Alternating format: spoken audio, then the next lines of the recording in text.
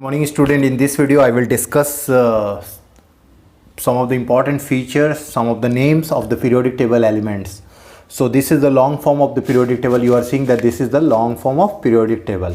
So here we are going to discuss group 1 and group 2.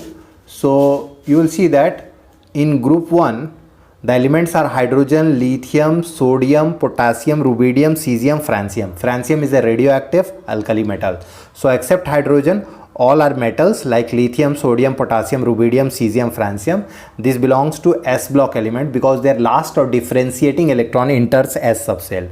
Now coming to group 2, beryllium, magnesium, calcium, strontium, barium, radium. Radium is radioactive. Radium is radioactive. So group 1 and 2, they belongs to S block element. Hydrogen is a non-metal here. Hydrogen is a non-metal here, which you are seeing over here. So hydrogen is a non-metal. So hydrogen, lithium, sodium, potassium, rubidium, cesium, francium.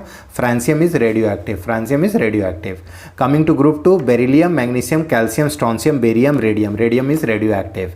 So group 1 is also called alkali metals and group 2 are also called alkaline earth metal. Group 1 alkali metal except hydrogen. The position of hydrogen is controversial in the periodic table. The position of hydrogen is controversial. So there are 4 blocks in the periodic table: S block, P block, D block, and bottom you will see that there are F blocks. So S block and P block are called representative element. S block and P block are called representative elements, whereas D blocks are called transition element except zinc, cadmium, mercury. Zinc, cadmium, mercury are called pseudo transition element because their atomic form as well as their ionic form do not have any unpaired electrons. So questions can be asked from S block like lithium, sodium, potassium, rubidium, cesium, francium, as well as hydrogen. Hydrogen is an entirely different and unique topic. You will find in hydrogen you will read about hydrogen, water, hydrogen peroxide, deuterium oxide, as well as hard water, concept of hardness of water like temporary hardness and permanent hardness. In group 2 you will be asked about compounds of calcium, magnesium, etc., and little bit about radioactivity of radium. Now coming to P block elements, so you will be able to see that group 13, 14, 15, 16, 17, 18, these belongs to P block elements. P block has a very diverse chemistry. P block has a very diverse chemistry. Group 13 is also called boron or aluminum family. So boron, aluminum, gallium, indium, thallium, and there's a new element that is trium. Now coming to group 14, carbon, silicon, germanium, tin, lead, flerovium. This is quadium. Coming to group 15, nitrogen, phosphorus, arsenic, antimony, bismuth, and moscovium or pentium. Coming to group 16, oxygen, sulfur, selenium, tellurium, polonium. Polonium is radioactive. Livermorium or hexium. Coming to group 17, fluorine, chlorine, bromine, iodine, astatine, tennessine, also called septium. Now coming to group 18, group 18 also include helium, which is actually S block element but kept in P block element, particularly along with inert gas, because the properties of helium resembles with neon, argon, krypton, xenon, radon. Radon is radioactive, and the recently discovered element is oganesson, that is octium. So these were all about S block and P block. Now coming to D block elements, there are different series like 3D series, 4D series, 5D series, and 6D series. One of the most important unique characteristic of D block element is that in their atomic or ionic state they have one or more of unpaired electrons. So this series becomes very important for you: scandium, titanium, vanadium, chromium, manganese, iron, cobalt, nickel, copper, zinc. Keep in mind that chromium has argon 4s1 3d5 and copper has argon 4s1 3d10. So these two have unique configuration, as well as some other elements have also unique configuration. You have to remember that palladium, nickel, and platinum, these are used in catalytic hydrogenation as catalyst. Zinc, cadmium, and mercury are pseudo transition element. Mercury is the only liquid metal. Now coming to F block elements, they are called inner transition elements. So these are called lanthanoids and these are called actinoids. In lanthanoid, promethium 61 is radioactive, whereas in actinoid all the members are radioactive. So lanthanum and actinium are not F block elements, but we study the chemistry of lanthanoids along with lanthanum, and that's why the name lanthanoids. We study the chemistry of actinoids along with actinium. So lanthanum is a D block element, actinium is a D block element, but we study the chemistry of lanthanoids and actinoids along with lanthanum and actinium respectively. So this was all about a brief description about the periodic table, and there are so many tricks to remember the periodic table also. Like suppose if you want to remember the group 1, then you can remember by Hai, Laila, Na, Kar, Rab, Se, Faryad. So Hai for hydrogen, Laila for lithium, Na for sodium, Kar for potassium, Rab, Rb for rubidium, Se for cesium, and francium, Fr. Francium is a radioactive alkali metal.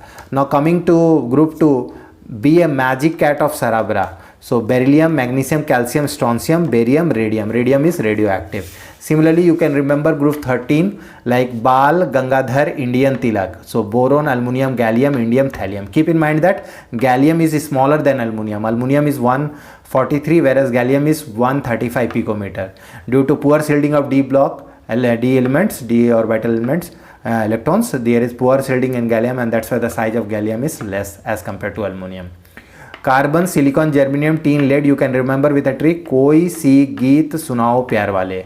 So you can remember these tricks. Carbon is a non-metal whereas silicon and germanium are metalloid. Tin and lead are typical metal of this group. You can remember group 15 by Nana, Papa, Asis, Sab Bimar. So nitrogen, phosphorus, arsenic, antimony, bismuth. Nitrogen and phosphorus are non-metals, whereas arsenic and antimony are metalloids, and bismuth is a typical metal of this group. Bismuth is also the end product of synthetic radioactive decay. Coming to group 16 oxygen family, O, Syam, Sally, तेरी पोल खोल देगी. Oxygen, sulfur, selenium, tellurium, polonium. So oxygen, sulfur, etc. these are all non-metal, whereas tellurium, polonium are metalloid. Polonium is also a radioactive element. Coming to group 17, they are also called halogens. Halogens means salt producer. Fecal Bharati in Australia. Fluorine, chlorine, bromine, iodine, astatine. Astatine is radioactive. Now coming to group 18, also called noble gases or inert gases or aerogens, zero group elements. So hai na agar kar zero run. So helium, neon, argon, krypton, xenon, radon. In this, xenon forms the maximum number of compound, and radon is a radioactive element. Radon is a radioactive element. So this way you can remember the entire periodic table. So keep in mind that 3D series is very, very important. Mainly they will ask you color based on what is the color of scandium 3+. You know there is no unpaired electron, so it will be colorless. What will be the color of iron 2+ or iron 3+, cobalt 3+? So remembering the color will be very, very important for you, as well as their magnetic property. So you have to remember the spin only magnetic property, which is given by root under n plus 2 Bohr magneton, where n is the number of unpaired electron. With increase in number of unpaired electron, the magnetic moment also increases. So I hope you understood, student, about the periodic table. So S block element, D block element, P block element, and at the bottom F block elements are there. So you have to master the periodic table, because periodic table is very, very important chapter. It is the keystone of chemistry. It is the tabular arrangement of all the known elements. So from these vertical columns are called groups. There are 18 groups in the modern periodic table, and these horizontal rows are called periods. There are 7 periods in the modern periodic table. And you will find that there is variations like ionization enthalpy decreases down the group, atomic size decreases from left to right, atomic size increases from top to bottom, metallic character decreases from left to right, non-metallic character increases from left to right. So these are the property. Like electron gain enthalpy decreases down the group, electron gain enthalpy increases from left to right. Chlorine has the maximum electron gain enthalpy, even more than that of fluorine. The lowest ionization enthalpy element is cesium, if we consider non-radioactive. If we consider radioactive, then francium. Most you can say element with the highest ionization enthalpy is helium. So helium is a noble gas. Helium is a noble gas, and it is the second most abundant element in the earth crust. So this was about a brief description about periodic table elements. I hope you all understood, and you will not have any fear anymore facing the periodic table, because it is one of the most important topic, and if you want to master inorganic chemistry, it is very important to master periodic table. Thanks for watching, student. This is Sandeep sir signing off. All the very best to you for your IIT and NEET journey. Thanks student.